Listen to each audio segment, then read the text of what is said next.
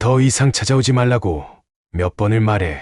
아버지, 도대체 여기서 뭐 하시는 건데요? 이렇게 산속에서 혼자. 너희들처럼 돈만 밝히면서 살기 싫어서 왔다. 엄마 돌아가시고 저도 힘들었는데 아버지까지 이러시면 어떡해요? 내 엄마 죽고 내가 힘들었다고? 정말 그렇게 지 엄마 생각하는 놈이었으면 내가 여기 들어올 일도 없었겠지. 너 엄마 아팠을 때, 그리고 돌아가실 때 어떻게 했는지 기억도 안 나나 보구나. 저도 저 나름의 사정이 다 있지 않았겠어요? 그래, 그러니 넌 내 사정대로 살거라. 다시는 찾아오지 말고. 그리고 집이랑 땅 전부 처분했다. 안녕하세요. 이번 사연은 75세 정우현 아버지의 사연입니다. 정우현 아버지의 사연을 들으시면서 따뜻한 위로와 격려, 그리고 따끔한 조언을 댓글에 남겨주시면 정우현 아버지께 큰 위안과 힘이 되니 많은 댓글 부탁드리겠습니다. 그럼 사연 바로 시작하겠습니다. 제가 택한 이곳은 사람의 발길이 닿지 않는 깊은 산속이에요. 차가 들어올 수 있는 마지막 길에서도 1시간을 더 걸어야 하는 오지죠. 75세의 나이에 혼자 살기로 마음먹은 건 그리 쉬운 결정은 아니었어요. 젊었을 때는 상상조차 못했던 삶이죠. 아내가 살아있었다면 펄쩍 뛰며 반대했을 거예요. 당신 미쳤어요? 거기서 무슨 낙으로 살아요? 하고 야단법석을 떨었겠죠. 그래도 이제는 사람들과 단절된 채 자연만을 벗삼아 살아가고 있어요. 누군가는 도망이라고 할 수도 있겠지만 저에겐 이것도 하나의 용기였던 것 같아요. 동네 이장님이 걱정스러운 얼굴로 찾아오셨던 때가 기억나요. 정우현 씨, 정말 이렇게 사시겠다는 거예요? 산세도 험하고 겨울에는 눈도 많이 오는데. 그때 전 무슨 배짱으로 웃으면서 괜찮습니다. 제가 알아서 잘 살게요. 라고 말했는지 모르겠어요. 벌써 1년이라는 시간이 흘렀네요. 처음엔 저도 두려웠어요. 문명과 단절된 채 살아간다는 게 말처럼 쉽지는 않았거든요. 허름한 초가집을 고치는 데만 2달이 걸렸어요. 비가 새는 지붕을 고치고 썩은 기둥을 교체하고 흙으로 벽을 발랐죠. 이제는 제법 아늑한 보금자리가 되었어요. 봄이면 진달래가 담장을 넘어 고개를 내밀고 여름이면 처마 끝에 매달린 풍경이 시원한 소리를 내요. 매미 소리는 말할 것도 없죠.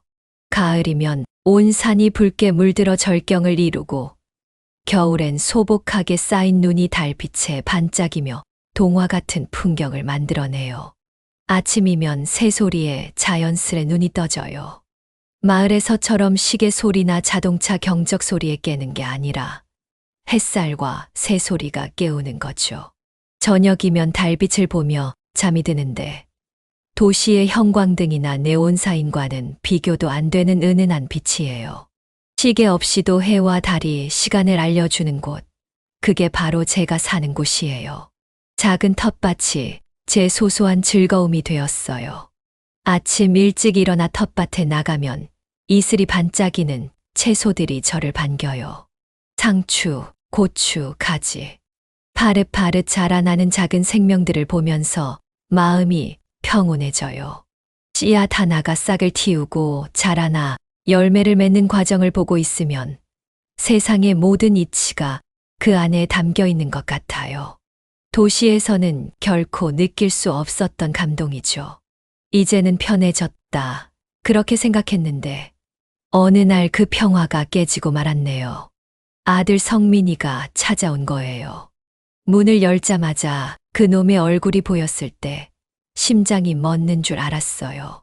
매정하게 등을 돌렸던 아들이 이 깊은 산속까지 찾아왔다는 게 믿기지 않았어요. 얼마나 공을 들여 찾아왔을까. 그 생각을 하니 마음 한켠이 아려왔죠. 그 모습을 보는 순간 지난날의 기억들이 물밀듯이 밀려왔어요. 아내와 함께 아들을 키우며 꿈꿨던 시간들이 주마등처럼 스쳐 지나갔죠. 좋은 대학 보내겠다고 밤낮으로 일하던 때 아들이 합격 소식을 전해왔을 때의 기쁨, 그리고 그 꿈이 산산조각 나던 순간들까지. 아버지, 이러고 사시면 어떡해요? 아들의 목소리가 떨리고 있었죠. 걱정하는 듯한 말투였지만 전 그 속에 숨은 다른 감정들을 읽을 수 있었어요. 당혹감, 미안함, 그리고 어쩌면 죄책감까지. 하지만 전 이미 돌아갈 수 없는 강을 건넜다는 걸 알고 있었어요. 7남매 중 막내로 태어난 제 어린 시절은 참 궁핍했어요. 시골 마을의 허름한 초가집, 끼니를 걱정해야 했던 나날들. 아버지는 새벽부터 밤늦게까지 농사를 지으셨지만 7남매의 입에 풀칠하기도 버거우셨죠. 우연아, 너는 꼭 공부해서 달라져야 한다. 어머니의 말씀이 아직도 귓가에 생생해요. 하지만 그게 어디 쉬운 일이었나요? 초등학교를 겨우 졸업하고 나니 바로 밭으로 나가야 했어요. 책가방 대신 호미를 메고 교실 대신 논밭을 전전했죠. 머리가 굵어질수록 배우지 못한 한이 깊어져 갔어요. 동네에서 우연히 머리 좋은데 참 안 됐다는 어른들의 말씀이 들릴 때마다 가슴이 미어졌죠. 20살이 되던 해봄, 결국 집을 뛰쳐나왔어요. 이대로는 못 살 것 같았거든요. 주머니에는 몇 푼 안 되는 돈뿐이었지만 가슴 속엔 뜨거운 열정이 가득했죠. 기술을 배워보겠다고 이 공장 저 공장을 전전했고 시장에서 물건도 팔아봤어요. 그러다 우연히 딸기 농사를 짓는 마을에 정착하게 됐어요. 일꾼이 필요하다기에 들어간 농장이었는데 그게 제 인생의 전환점이 될 줄은 몰랐죠. 우연 씨, 자네 꽤 소질이 있어. 농장 주인의 말에 용기를 얻어 조그맣게 딸기 농사를 시작했어요. 땅을 빌려 시작한 작은 하우스 2동이었지만 그게 제 인생 최초의 시작이었죠. 밤낮 없이 일했어요. 실패도 많이 했고 좌절도 많이 했죠. 하지만 포기하지 않았어요. 어떻게든 성공해서 제 자식만큼은 배움에 굶주리지 않게 하겠다는 일념 하나로 버텼거든요. 우연아, 너 혼자 언제까지 그럴 거니? 어머니의 걱정 섞인 성화에 40이 다 되어서야 결혼을 했어요. 소개로 만난 아내는 저보다 5살이나 어렸죠. 순하고 착한 여자였어요. 결혼하고 1년 만에 아들 성민이가 태어났어요. 처음 아들을 품에 안았을 때의 그 벅찬 감동이란 이 녀석만큼은 꼭 공부시켜서 대학까지 보내야 해. 아내와 맞잡은 손에 그날의 약속이 담겼죠. 그때부터였어요. 미친 듯이 일했어요. 농사일에 야간 경비까지 뛰어가며 돈을 모았죠. 아내도 새벽부터 일어나 장사를 나갔어요. 우리 부부의 모든 것이 성민이의 학비를 위한 것이었죠. 성민이는 우리의 바람대로 공부를 잘했어요. 초등학교 때부터 늘 반에서 1, 2등을 놓치지 않았죠. 중학교에 들어가서도 최상위권을 유지했고요. 성민 엄마, 이러다 우리 아들 서울대 가겠어. 아내와 마주 앉아 흐뭇해하던 게 엊그제 같은데 고등학교에 진학하면서부터는 과외도 시켰어요. 농사 지어 번 돈으로는 모자라 대출까지 받았지만 아들의 미래를 위해서라면 감수할 수 있었죠. 마침내 그날이 왔어요. 아버지, 제가 합격했어요. 떨리는 목소리로 전화를 걸어온 성민이 서울의 명문대학교에 합격했다는 소식이었어요. 온 동네가 떠들썩했죠. 우연히 아들 서울대 갔다. 그날 밤 아내와 부둥켜 안고 울었어요. 기쁨의 눈물이었죠. 우리의 고생이 헛되지 않았다는 안도감, 이제 아들의 인생이 달라질 거라는 희망, 그 모든 감정이 눈물로 쏟아져 나왔어요. 하지만 그때는 몰랐죠. 그 합격 소식이 우리 가족의 마지막 기쁨이 될 거라는 걸. 그날 이후로 우리 가족은 전혀 다른 길을 걷게 될 거라는 걸. 지금 돌이켜보면 그때부터였던 것 같아요. 돈과 교육이라는 허상을 쫓다가 정작 소중한 것들을 모두 놓쳐버린 게 아들의 대학교 4년, 그 시간이 꿈처럼 흘러갔어요. 성민이는 열심히 공부했고 저희는 딸기 농사를 지어 빠듯하게나마 등록금을 보냈죠. 아버지, 이번에도 장학금 받았어요. 그런 전화를 받을 때면 가슴이 뿌듯했어요. 하지만 졸업을 앞두고 성민이의 목소리가 점점 무거워지기 시작했죠. 취업이 생각보다 쉽지 않았나 봐요. 요즘 취업이 하늘의 별 따기래요. 한숨 섞인 아들의 말에 가슴이 아팠죠. 대기업 공채에 몇 번이나 떨어졌는지 모릅니다. 저와 아내는 아들을 다그치지 않으려 애썼어요. 성민아, 천천히 해도 돼. 우리가 있잖니. 매달 생활비도 보내고 학원비도 보태주면서 취업 준비를 뒷바라지했죠. 농사일이 힘들어도 아들 걱정에 허리 펼 새가 없었어요. 3년이라는 시간이 더 흘렀어요. 30 넘은 아들이 마침내 대기업에 입사했다는 소식을 전해왔을 때 저희 부부는 또다시 부둥켜 안고 울었죠. 이제 됐다. 이제 우리 아들 잘 될 거야. 기쁨의 눈물이었지만 어딘가 모르게 허탈감도 밀려왔어요. 너무 많은 것을 바라고 너무 많은 것을 쏟아부었던 걸까요? 그리고 2년 뒤 성민이가 결혼한다고 했어요. 신부는 같은 회사에 다니는 엘리트 가정의 딸이었죠. 어머님, 아버님은 어느 대학 나오셨어요? 처음 인사를 온 날 예비 며느리의 그 말에 가슴이 철렁 내려앉았어요. 성민이가 저를 부끄러워할까봐 아내는 말을 얼버무렸고 그날 이후 우리 가족의 균열은 더욱 깊어졌죠. 아버지, 이번에 새 아파트가 나와서 결혼 준비 과정에서 아들은 서울의 비싼 아파트 계약금을 요구했어요. 딸기 농장을 담보로 대출을 받아 도와줬죠. 며느리의 집안에 밀리지 않게 하고 싶었거든요. 하지만 그 선택이 결국 우리 가족을 어떤 길로 이끌게 될 줄은 몰랐어요. 지금 생각해보면 그때부터였을 거예요. 돈과 체면이라는 허상을 쫓다가 우리 가족의 진짜 행복이 무너져 가기 시작한 게 아내도 저도 그리고 아들까지 우리는 모두 각자의 방식대로 불행해지고 있었던 거죠. 결혼식 전날 예비 며느리의 집에서 모인 자리였어요. 대리석으로 된 현관을 들어설 때부터 숨이 막힐 것 같았죠. 호텔 레스토랑도 아닌 자택에서의 식사인데 마치 특급 호텔 같은 인테리어에 압도되더군요. 여보, 긴장하지 마세요. 아내가 살며시 손을 잡아주었지만 식은땀이 흘렀어요. 집안끼리 마지막 상견례를 하는 날이었는데 앉아있는 내내 어색함을 감출 수가 없었죠. 아버님은 부산대학교 나오셨다고 들었어요. 어느 학과셨나요? 사돈어른의 그 말에 숟가락을 든 손이 떨리더군요. 순간 모든 소리가 멀어지는 것 같았어요. 머릿속이 하얘졌죠. 아, 그게 말문이 막혔는데 그때 성민이가 불쑥 말을 던졌어요.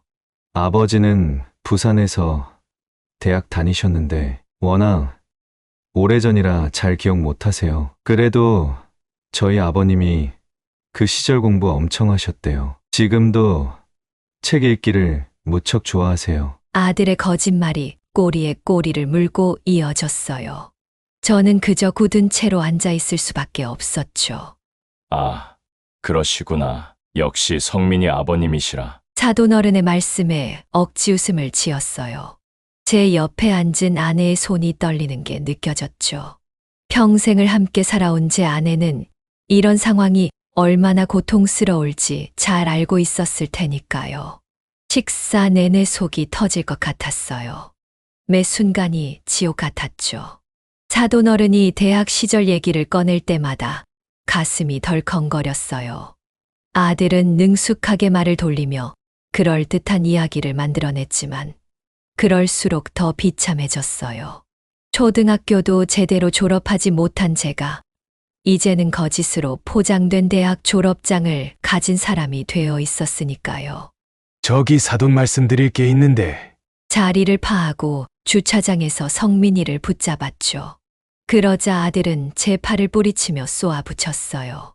아버지, 제발 부탁드려요. 이제 와서 뭘 어쩌자고. 장인어른 집안분들 모두 명문대 출신이에요. 명문대 출신이 아니면 대화도 제대로 못 섞는 분들이라고요. 제가 어떻게 초등학교밖에 못 나온 아버지를 얘기해요? 그동안 제가 쌓아온 모든 게 한순간에 무너질 수도 있다고요. 가슴에 비수가 꽂히는 것 같았어요.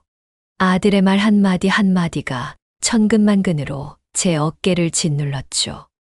그래, 내가 싸운 거, 내 말이 맞다. 힘없이 중얼거리는 제 모습이 한없이 초라해 보였어요. 주차장에 차가운 바람이 얼굴을 스쳐가는데 눈물인지 땀인지 모를 것이 뺨을 타고 흘러내렸죠. 그날 밤 아내와 마주 앉았어요. 달빛이 어슴풀에 비치는 거실에서 오랫동안 말없이 있다가 아내가 먼저 입을 열었죠. 여보, 우리가 너무 욕심을 부렸나 봐요. 아내의 눈에서 눈물이 흘렀어요. 성민이한테 너무 많은 걸 바랐나 봐요. 공부 잘하라고, 좋은 대학 가라고, 우리도 모르는 새해 성민이의 어깨를 너무 무겁게 만든 것 같아요. 평생 고생만 했던 아내의 모습이 안쓰러워 더는 아무 말도 못했어요. 이제 와서 어떡해요? 내일이면 결혼식인데. 우리 부부는 밤새 잠을 이루지 못했어요. 서로 다른 생각에 잠겨 있었지만 똑같이 무거운 마음이었겠죠. 창밖으로 보이는 달빛마저 차갑게 느껴지던 밤이었어요. 결혼식 날, 저는 아들의 아버지가 아닌 것 같은 느낌이었어요. 하객들 사이에서 어색하게 서 있는 제 모습이 마치 들러리 같았죠. 축하드립니다. 성민이 아버님. 하객들의 인사를 받을 때마다 가슴 한켠이 쓰렸어요. 모두가 저를 대학 교수의 아들을 얻은 것처럼 대하는데 그게 참 부끄럽더군요. 결혼식이 끝나고 새 신랑 새 신부는 하와이로 신혼여행을 떠났어요. 그리고 일상이 시작됐죠. 처음엔 한 달에 한 번이라도 보자던 아들의 발길이 점점 뜸해졌어요. 아버님, 어머님, 요새 회사가 너무 바빠서. 전화로만 안부를 전하더군요. 명절에도 며느리 집에서 먼저 보내고 저희 집에는 늦게 오거나 아예 못 온다고 하기도 했어요. 처음엔 이해하려 했어요. 젊은 부부니까 바쁜 거겠지 하면서요. 하지만 제가 생각한 것과는 달리 아들 부부의 일상은 달랐어요. 주말마다 골프장에서 찍은 사진, 유명 레스토랑에서의 저녁 식사, 해외여행. 바빠서 못 온다던 시간에 찍힌 그 사진들을 보며 마음이 무너져 내렸죠. 그러던 어느 날이었어요. 아내가 갑자기 쓰러졌어요. 여느 때처럼 하우스에서 일하다가 갑자기 복통을 호소했는데 괜찮아요. 조금만 쉬면. 이러다 쓰러지더군요. 119 구급차가 올 때까지 제가 얼마나 발을 동동 굴렸는지 모릅니다. 아내의 차가워진 손을 잡고 있는데 눈물이 자꾸만 흘러내렸어요. 검사 결과가 나왔을 때 제 다리가 휘청거렸어요. 췌장암입니다. 많이 진행된 상태예요. 의사의 말이 귓가에서 맴돌았죠. 마치 악몽 같았어요. 세상이 온통 하얗게 변하는 것 같았죠. 복도 벤치에 앉아 한참을 멍하니 있다가 떨리는 손으로 아들에게 전화를 걸었어요. 성민아, 엄마가. 목이 메어 말이 나오지 않았어요. 네, 잘 안 들려요. 지금 회의 중인데. 아들의 목소리가 들리자 눈물이 왈칵 쏟아졌어요.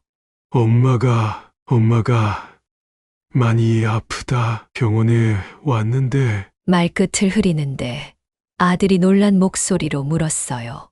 갑자기 왜요? 어느 병원이에요? 순간 제 머릿속에 스쳐 지나가는 생각이 있었어요. 이제야, 이렇게 되어서야 우리 아들이 달려오는구나.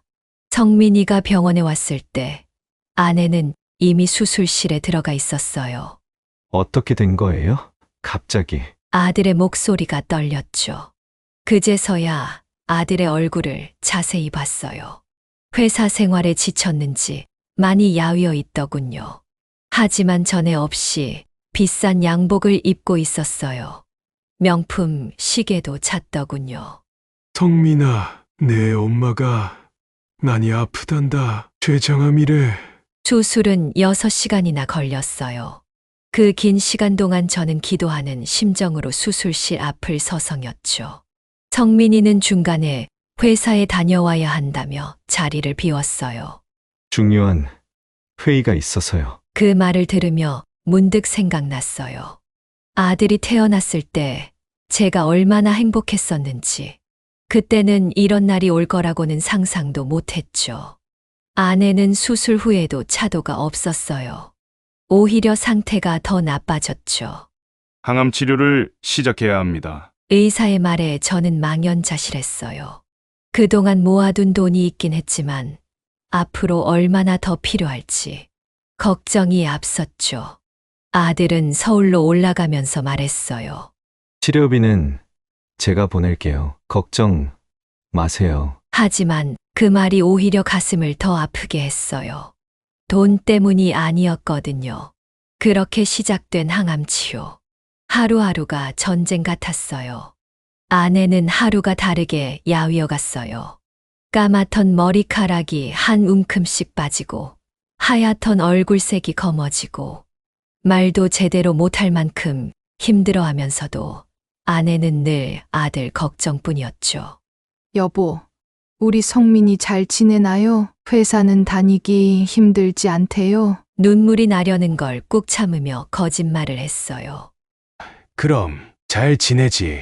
어제도 전화했는데 승진할 것 같대. 사실 아들은 바쁘다는 핑계로 좀처럼 얼굴을 비추지 않았거든요. 한 달에 한 번 올까 말까. 그나마도 병실 문턱에 잠깐 들르는 게 전부였죠. 어머니, 제가 이번에 중요한 프로젝트를 맡아서 항상 그런 변명뿐이었어요. 간호사들이 안쓰러워하며 말하곤 했죠. 어머님은 정말 아드님 자랑이 많으시네요. 아내는 그때마다 힘없는 목소리로 대답했어요. 그럼요. 우리 아들이 얼마나 훌륭한데요. 저는 그 말을 들을 때마다 가슴이 찢어지는 것 같았어요. 아내는 항암 치료의 고통 속에서도 아들 앞에서만큼은 씩씩한 척했거든요. 어느 날 아내가 조용히 제 손을 잡았어요. 항암 치료로 바싹 마른 손이 차가웠죠. 여보, 성민이한테 돈 좀 빌려주면 안 될까요? 깜짝 놀라 물었죠. 갑자기 왜? 알고 보니 아들이 아내에게 따로 연락을 했던 거예요. 회사 동료와 사업을 하려는데 급하게 돈이 필요하다고. 성민이가 사업한다는데 우리가 도와주면 좋잖아요. 아내의 눈에 눈물이 고였어요. 치료비로 모아둔 거 성민이 주면 안 될까요? 난 어차피 말끝을 흐리는 아내를 보며 가슴이 미어졌어요. 죽음을 앞둔 사람처럼 말하는 아내가 무서웠지만 한편으로는 그 마음이 이해됐어요. 마지막으로 아들에게 해줄 수 있는 게 이것밖에 없다고 생각했나 봐요. 그날 밤 병실 창가에 혼자 서서 밤하늘을 바라봤어요. 달빛이 참 차갑더군요. 우리가 뭘 잘못한 걸까? 이런 생각이 자꾸 들었어요. 아들에게 너무 많은 걸 바란 걸까요?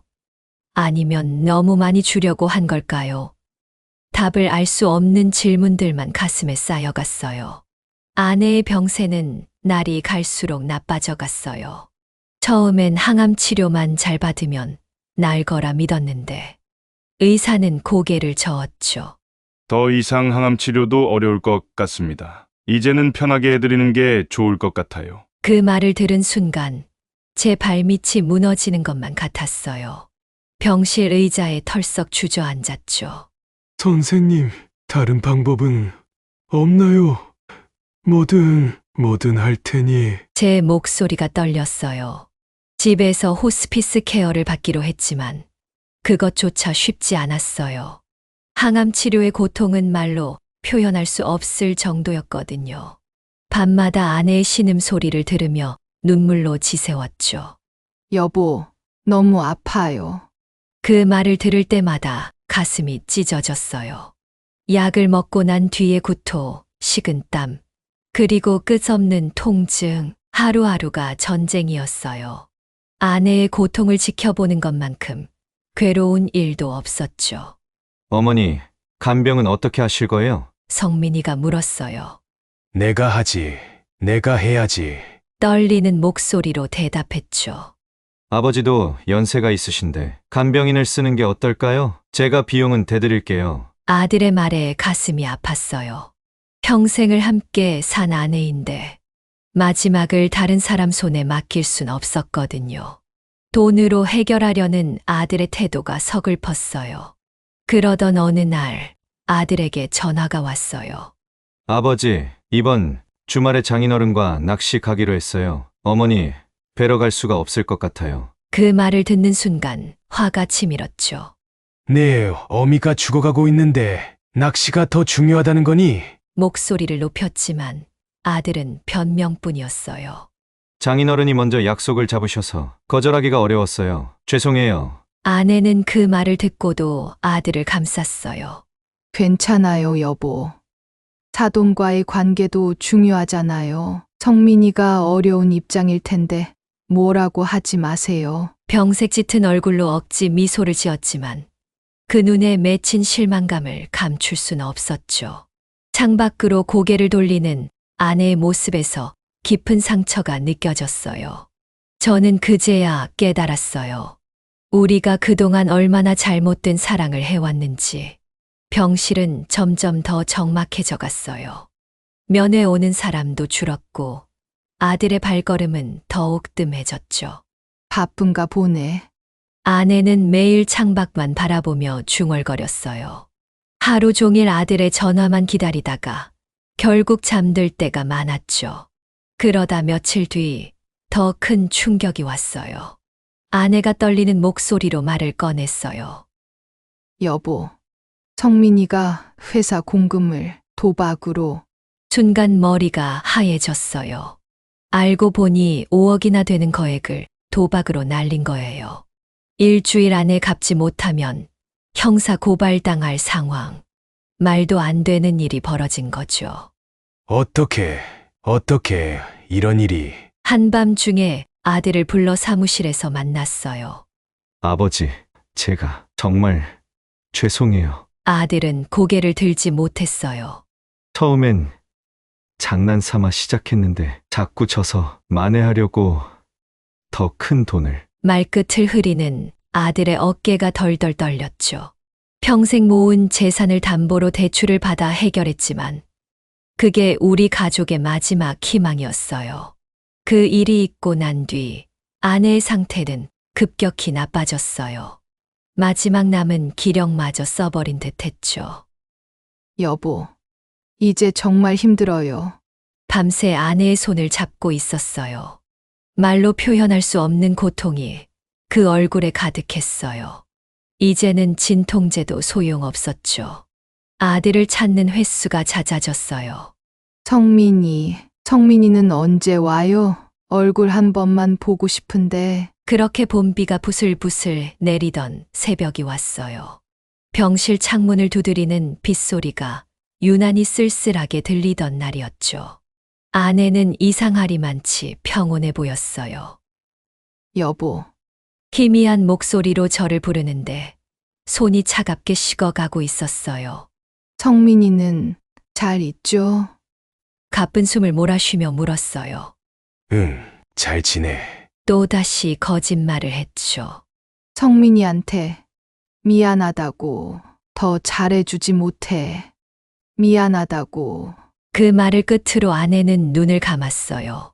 마지막까지도 아들 걱정뿐이었던 거예요. 참았던 눈물이 폭포수처럼 쏟아졌죠. 어머니. 뒤늦게 도착한 성민이가 오열했어요. 하지만 전 아들을 달랠 마음이 들지 않았어요.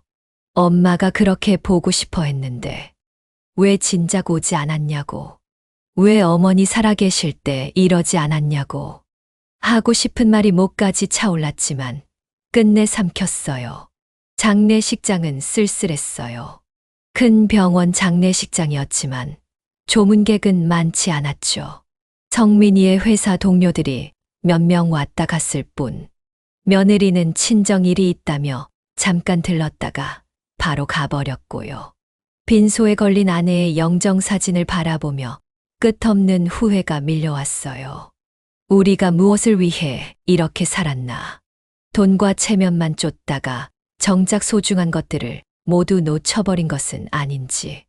평생을 함께한 아내는 가고 없는데 남은 우리 부자는 이렇게 어색하기만 하고 장례를 치르는 내내 가슴이 무너져 내렸어요. 어머니가 마지막으로 하신 말씀이 절 걱정하시는 거였다고요? 성민이가 물었어요. 고개를 끄덕이는 게 전부였어요. 더는 아무 말도 할 수가 없었거든요. 빈소를 지키는 동안 아내의 목소리가 자꾸 들리는 것 같았어요. 당신이 해준 건 다 고마웠어요. 마지막까지 웃으며 말했던 아내의 모습이 자꾸만 떠올랐죠. 이제는 돌이킬 수 없는 시간들. 후회와 상실감이 파도처럼 밀려왔어요. 장지에 모시고 난 뒤 집으로 돌아왔을 때 그 적막감이란 42년을 함께 살았던 사람이 이제는 없다는 게 실감이 나지 않았어요. 아내가 좋아하던 화분들, 늘 앉던 소파, 매일 아침 커피 마시던 찻잔. 모든 것이 아내를 추억하게 만들었죠. 돈이 전부라고 생각했던 나날들이 얼마나 어리석었는지. 이제야 깨달았지만 너무 늦어버렸어요. 아내는 떠나버렸고 아들과의 관계는 돈으로 얽혀버렸고 이게 정말 우리가 꿈꾸던 삶이었을까요? 장례를 치르고 한 달이 지났을까? 집안은 너무나 적막했어요. 아침에 눈을 뜨면 습관처럼 아내를 찾게 되고 밥을 먹다가도 문득 아내의 빈자리가 눈에 들어와 숟가락을 놓게 되고 일상의 모든 순간이 아내의 부재를 절감하게 만들었어요. 특히 저녁 시간이 가장 힘들었죠. 아내가 늘 앉던 자리를 바라보면 가슴이 무너져 내렸어요. 텔레비전에서 아내가 좋아하던 프로그램이 나올 때면 여보, 이거 봐요. 라고 말을 꺼내다가 흐느끼게 되고 여보, 이제 나는 어떻게 살아야 하나. 하루에도 수십 번씩 혼잣말처럼 중얼거렸죠. 장독대에는 아내가 담가놓은 마지막 간장이 그대로 있었어요. 마당 한켠에 고추며 깨씹은 아내 손길 없이 시들어갔고 빨랫줄에는 아내가 마지막으로 널어놓은 수건이 아직도 걸려 있었어요. 감히 손도 대지 못했죠. 이렇게라도 아내의 흔적을 붙잡고 싶었나 봐요. 그러던 어느 날 아들 부부가 찾아왔어요. 며느리는 평소보다 화장을 진하게 하고 좋은 옷을 차려입었더군요. 아버님, 이제 저희와 함께 사시는 게 어떠세요? 며느리가 조심스레 말을 꺼냈어요.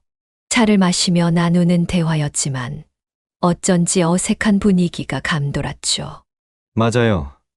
아버지, 어머니도 안 계신데 이제 저희가 모시고 살게요. 서울에 새로 산 아파트도 넓은데. 아들의 말에 고개를 저었어요. 왠지 모를 거부감이 들었거든요. 난 여기가 편하다. 너희 둘이나 잘 살아라. 단호하게 말했죠. 순간 며느리의 표정이 굳어지는 게 보였어요. 아들은 어색하게 웃으며 그래도 한번 생각해 보세요. 라고 말했지만 전 이미 마음을 정한 뒤였어요. 그들이 돌아가고 며칠 뒤 아들이 또다시 찾아왔어요. 이번엔 혼자였죠. 평소와 다른 초조한 모습이었어요. 아버지, 제가 또 그 말을 듣는 순간 온몸에 힘이 빠졌어요. 5억을 갚자마자 또다시 도박으로 3억의 빚을 졌다는 거예요. 이번에는 사채까지 썼다고. 그제야 알았죠. 함께 살자던 말 속에 이런 계산이 있었다는 걸.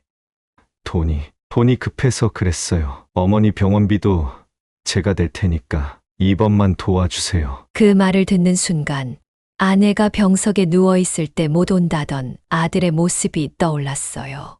화가 치밀었죠. 네, 엄마 돌아가실 때는 어디 있다가 병원비는 무슨 이제 와서. 목소리가 떨려왔어요. 아들은 눈물을 흘리며 애원했지만 전 더는 속아 넘어갈 수 없었어요. 그날 밤 혼자 마당에 앉아 하늘을 올려다봤어요. 초승달이 희미하게 떠 있었는데 마치 아내의 쓸쓸한 미소 같았죠. 여보, 내가 잘못했어. 우리 성민이 내가 잘못 키웠어. 아내의 영정사진을 보며 중얼거렸어요.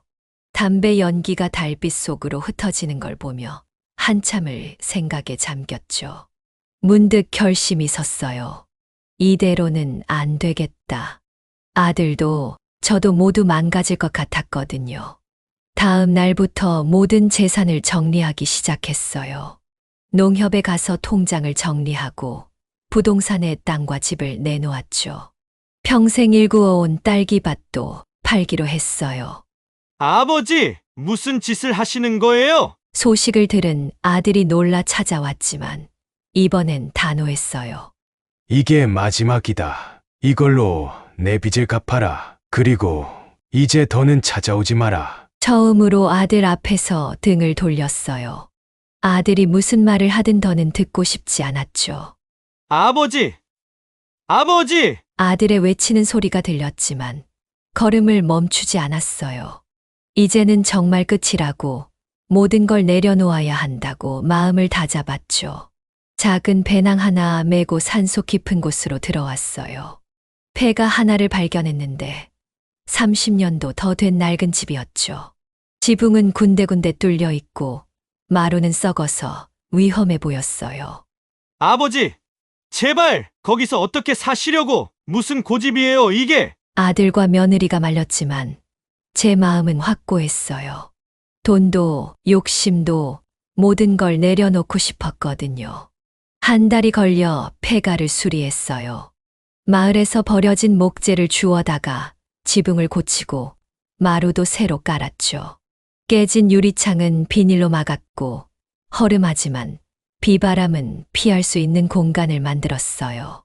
주변 사람들은 제가 미쳤다고 수군거렸죠. 저 나이에 무슨 짓이냐 하면서요. 시간이 흐르면서 깨달았어요. 그동안 우리 가족이 쫓았던 것이 얼마나 허상이었는지를. 돈이면 다 된다고 생각했던 어리석음을. 아들을 좋은 대학에 보내고 좋은 직장에 들어가게 하면 다 잘 될 거라 믿었던 제 믿음이 얼마나 헛된 것이었는지를. 진정한 부자는 돈이 많은 게 아니라 마음이 풍요로운 거라는 걸 이제야 알았어요. 가끔 아들이 찾아와요. 처음엔 매주 왔다가 한 달에 한 번으로 줄더니 이제는 몇 달에 한 번 정도. 아버지, 저 이제 도박 끊었어요. 정말이에요. 하지만 전 이제 그 어떤 말도 믿지 않기로 했어요. 그래, 잘 살아라. 나는 여기서 편하게 살 테니 넌 내 길을 가거라. 더 이상의 기대도 미련도 버렸죠. 텃밭에 무와 배추를 심었어요. 산나물도 캐고 버섯도 따고 자연이 주는 대로 살아가는 법을 배웠죠. 마을 사람들이 가끔 쌀도 갖다 주고 반찬도 나눠주곤 해요. 처음엔 미친 사람인 줄 알았는데 이제 보니 도인 같다고 하더군요. 달빛 아래 앉아 있으면 아내의 목소리가 들리는 것 같아요. 이제야 우리 남편 편해 보이네요. 그래요. 이제야 진짜 자유를 찾은 것 같아요. 욕심을 버리니 오히려 마음이 더 부자가 되었다고 할까요? 산속 폐가일지라도 이곳에서 저는 처음으로 진정한 평화를 느끼고 있답니다. 모든 걸 내려놓으니 오히려 더 많은 것을 얻은 기분이에요. 새벽이면 들리는 산새 소리, 저녁 무렵 산을 물들이는 노을, 밤하늘에 쏟아지는 별들. 이런 것들이 제게는 더없이 값진 선물이 되었답니다. 아내도 이런 제 모습을 보면 이해해 주지 않을까요? 산에서의 첫 겨울이 다가오고 있어요. 아침 저녁으로 차가운 바람이 옷깃을 파고드는데 이상하게도 마음은 더욱 따뜻해지는 것 같아요. 지난 시간들을 돌아보니 참 많은 것이 달라졌네요. 딸기 농사를 짓던 제가 이제는 산나물이나 캐고 텃밭을 일구는 사람이 되었으니까요. 얼마 전 남은 재산을 정리했어요. 아들의 빚을 갚고 남은 돈이 조금 있었는데 지역의 고아원에 기부했죠. 이 돈이 부모 없는 아이들 공부하는 데 쓰였으면 해요. 고아원 원장님께 드리면서 말씀드렸어요. 돈을 내려놓으니 마음이 한결 가벼워졌어요. 어젯밤에는 첫눈이 내렸어요. 창밖을 하얗게 뒤덮은 눈을 보며 문득 아내 생각이 났죠. 아내가 살아있었다면 여보, 눈이 왔어요. 하며 좋아했을 텐데 그립긴 하지만 이제는 그 그리움을 더 담담하게 받아들일 수 있게 되었어요. 얼마 전 뜻밖의 손님이 찾아왔어요. 성민이의 장인어른이었죠. 이런 곳에서 어떻게? 하시면서도 짐을 내려놓고 하룻밤을 묵어 가셨어요. 알고 보니 성민이가 회사를 그만두고 새로운 일을 시작했다고 해요. 이제는 도박도 끊었다고. 사돈어른, 성민이 많이 후회하고 있습니다. 사돈의 말씀에 가슴 한켠이 저려왔어요. 아들이 새로운 삶을 시작했다는 소식이 기쁘면서도 한편으로는 먹먹했죠. 돈이라는 것이 인생의 전부가 아니라는 걸 아들도 이제야 깨달은 걸까요? 해가 뜨면 일어나 텃밭을 돌보고 산나무를 캐고 때로는 마을 노인들과 이야기를 나누며 시간을 보내요. 가끔은 동네 아이들이 찾아와서 할아버지, 옛날 이야기 해주세요. 하고 조르기도 해요. 그럴 때면 제 어린 시절 이야기나 딸기 농사 짓던 이야기를 들려주곤 하죠. 어느 날은 성민이에게서 편지가 왔어요. 손편지였어요. 아버지, 죄송합니다. 시작하는 첫 문장부터 눈시울이 뜨거워졌죠. 작은 식당을 열어서 며느리와 함께 운영한다고. 비록 작지만 정직하게 살아보려 한다고. 언제라도 아버지가 허락하시면 찾아뵙고 싶다고 써 있었어요. 아직은 아들을 만날 마음의 준비가 되지 않았어요. 하지만 언젠가는, 그래요, 언젠가는 다시 만나 이야기를 나눌 수 있을 것 같아요. 돈도 명예도 다 내려놓고 나니 오히려 더 선명하게 보이는 것들이 있네요. 편지를 읽고 나서 오랫동안 산을 바라보았어요. 구름이 산등성이를 휘감고 돌아가는 모습이 마치 인생 같다는 생각이 들더군요. 때로는 어둡고 때로는 밝지만 그렇게 흘러가는 것이 자연의 이치겠죠. 오늘도 달빛이 참 밝네요. 창가에 앉아 하늘을 올려다보니 별들이 유난히 반짝입니다. 이제는 알 것 같아요. 아내가 왜 그렇게 자주 하늘을 보았는지. 우리가 잃어버렸던 것들이 모두 여기 있었던 거예요. 편안함, 따뜻함, 그리고 진정한 행복이. 여기까지 정우현 아버지의 사연이었습니다. 여러분은 어떻게 들으셨나요? 우리는 자녀들을 위해 평생을 달려왔습니다. 더 좋은 대학, 더 좋은 직장, 더 좋은 조건. 그 과정에서 어쩌면 우리는 가장 소중한 것을 놓치진 않았을까요? 돈이 전부가 아니라는 걸 알면서도 자녀를 위해서라면 어떻게든 돈을 쥐어주고 싶은 게 부모의 마음이지요. 하지만 우리의 헌신이 때로는 자녀의 발목을 잡는 족쇄가 될 수도 있다는 걸 오늘 이 사연을 통해 생각해 보게 됩니다. 이제라도 늦지 않았습니다. 자녀들에게 물려줄 가장 큰 유산은 돈이 아닌 바른 가치관과 따뜻한 사랑임을 기억하셨으면 좋겠습니다. 여러분의 남은 인생은 여러분의 것입니다. 자녀들을 위한다는 명목으로 자신의 행복을 포기하지 마세요. 이제는 여러분 자신을 위한 시간을 가져보시는 건 어떨까요? 구독과 좋아요, 알림 설정하시면 올라오는 사연을 빠르게 받아보실 수 있습니다. 그럼 다음 사연으로 찾아뵙겠습니다. 고맙습니다.